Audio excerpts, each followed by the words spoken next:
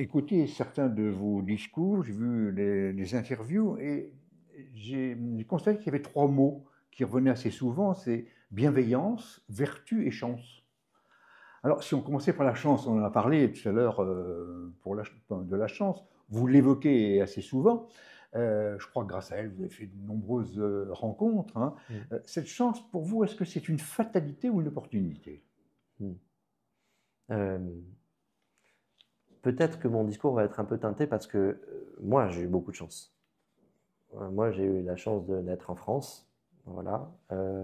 C'est une grande chance de naître en France. On a un pays extraordinaire. Il faut le dire, La oui. France, c'est un pays exceptionnel. Donc, il faut mesurer la chance qu'on a de vivre dans ce pays. Euh, on a de la chance parce que euh, quand on traverse le pays, on voit qu'en fait, il y a une diversité incroyable dans ce pays. Vous savez, euh, le général de Gaulle disait qu'il est difficile d'administrer un pays dans lequel il y a autant de fromage. Voilà. Et alors chez moi, en Corse, il y en a quand même beaucoup, beaucoup du fromage aussi. Euh, et pour autant, c'est pas le même qu'il y a dans le Cantal, Absolument. ou dans les Vosges, vous voyez, ou dans le nord de la France.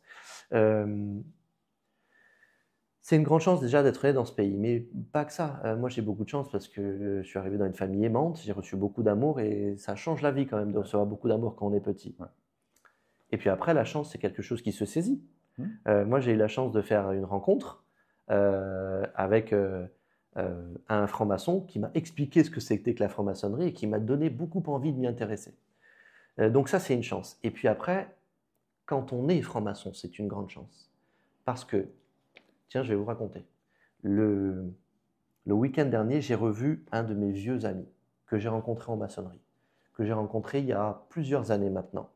C'est un monsieur qui habite à Bergerac, qui a 65 ans et qui travaillait dans une collectivité. Okay, il était responsable d'un service dans une collectivité. Moi, je travaille entre Paris et Ajaccio, j'ai 49 ans, je travaille plutôt sur les marchés financiers. Il n'y avait aucune chance que je rencontre ce bonhomme, aucune, sauf la maçonnerie. Et j'ai vécu des émotions avec ce frère qui m'ont profondément fait évoluer. En fait, la maçonnerie, c'est une grande chance parce qu'en fait, on peut rencontrer tout un tas de gens très différentes qui nous font évoluer nous-mêmes.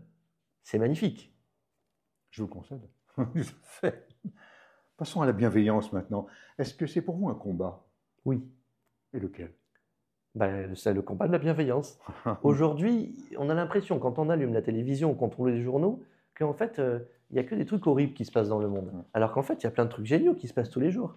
Il ne faut pas mettre de côté ce qui se passe de pas bien, parce qu'en fait, il faut absolument s'intéresser à ceux qui vont pas bien et essayer de tout faire, essayer de faire en sorte tout ce qu'on peut pour qu'ils aillent moins mal.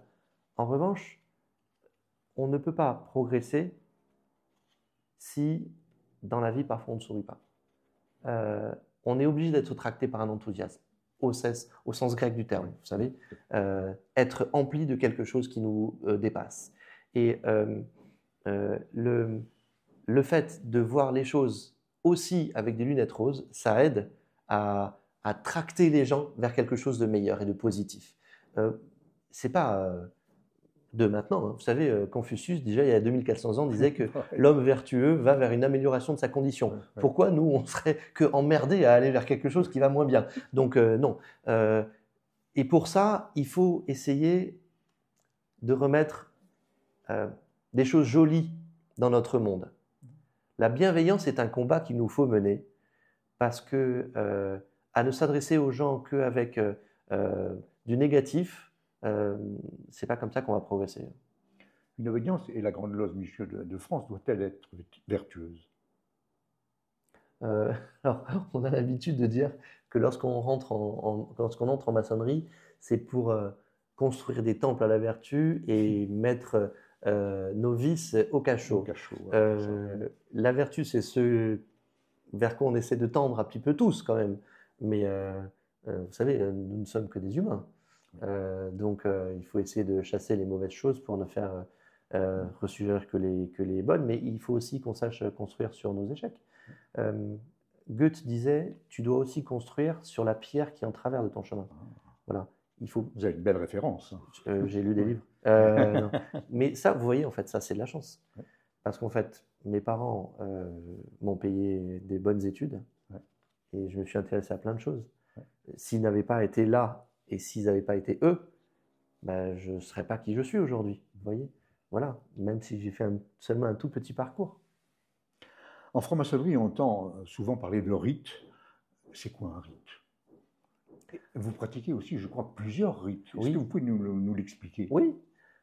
Un rite, pour faire de manière vraiment très large, un rite, c'est une manière de travailler. Il y a des rites qui sont très encadrés, et il y a des rites dans lesquels on a une liberté beaucoup plus importante. À la Grande Loge Mixte de France, nous travaillons 7 rites, parce qu'on a eu envie de donner un éventail très large aux gens qui avaient envie de travailler avec nous. Donc, on peut travailler de manière extrêmement ritualisée, très spirituelle, parfois ésotérique, et puis on peut travailler seulement sociétal, et puis il y a des loges, telles que la mienne par exemple, qui travaillent à la fois spirituel et sociétal. Alors c'est intéressant, mais un profane qui rentre en maçonnerie, comment le guidez-vous pour aller vers un des 7 rites? Parce qu'on ne les connaît pas, les rites finalement, avant de rentrer. Non. Qu'est-ce qui se passe? C'est pour ça qu'en réalité, chose qu'à mon sens on ne pratique pas assez, mais il est très important de demander aux profanes ses goûts, ses sensations, ce vers quoi il a envie d'aller. Quelqu'un qui ne va vouloir travailler que sur la démocratie, la République, les prisons, la santé mentale, à mon sens, c'est bien de l'amener vers une certaine manière de travailler, plutôt sociétale, vous voyez. Si vous l'amenez vers un endroit où on travaille que la spiritualité, peut-être qu'il ne va pas trouver le bon moyen de s'épanouir.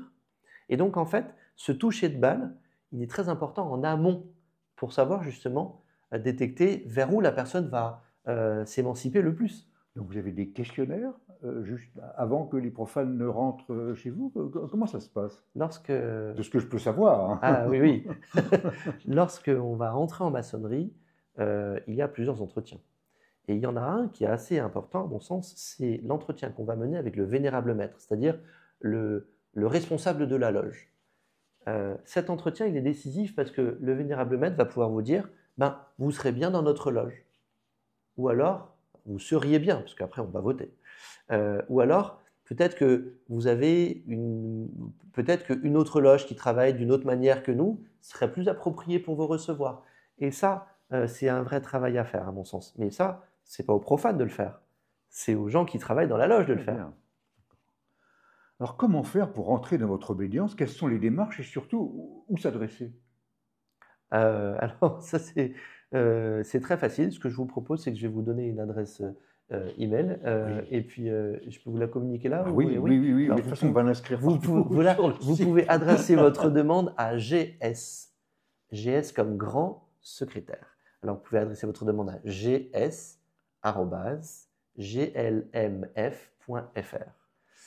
Là, on a un certain nombre de demandes qui sont spontanées.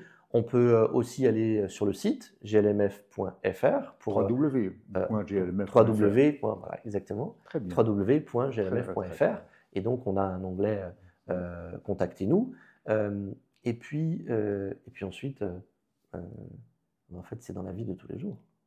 D'accord, si j'ai envie de rentrer à la Grande Loge Mixte de France, donc j'écris moi à la Grande Loge Mixte de France sur votre site internet, est-ce qu'on me répond?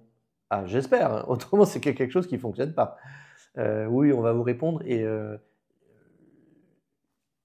j'ai moi-même comme grand maître des retours assez réguliers de j'ai contacté telle personne qui nous avait contacté. Alors, je n'ai pas de retour de toutes les personnes qui nous écrivent, parce que ça ferait beaucoup. Mais effectivement, lorsqu'il y a une chose un petit peu exorbitante des choses communes, on m'alerte.